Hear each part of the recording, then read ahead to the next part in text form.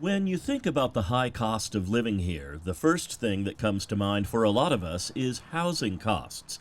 There's actually a bit of good news on that front, which we'll get to in a minute. But first, the report from United Way of California. They call it the real cost measure. The headline? A family of four in San Diego County would need to bring in upwards of $110,000 a year to live here without struggling. The report finds that in this county, 36% of households fall short of that mark.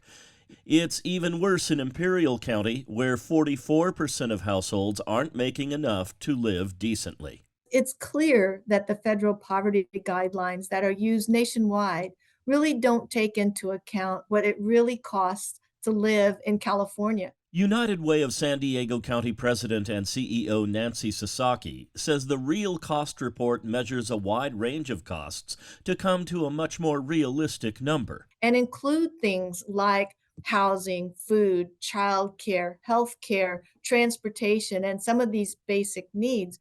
Now to the costs of housing, specifically rent. This spot recently ran on cable TV systems throughout the state. The rent is too damn high.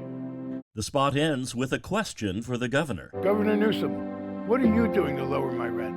The ad from a group calling itself Justice for Renters, supported by the AIDS Healthcare Foundation, is seeking the governor's support, or at least not his opposition, to a measure on next November's ballot that would allow municipalities throughout the state more power to enact rent control. It's opposed by the Southern California Rental Housing Association.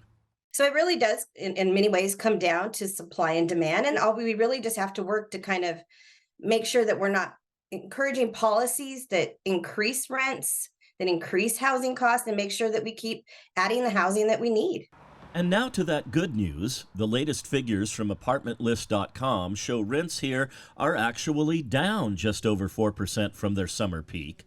But the United Way says there need to be changes in policy to really make an impact. How can we help single mothers who are a part of those disproportionately affected groups, households of colors, households with young children? More details can be found in the report at unitedwayca.org. The finer points of why it costs so much to live in this beautiful corner of the world. John Carroll, KPBS News.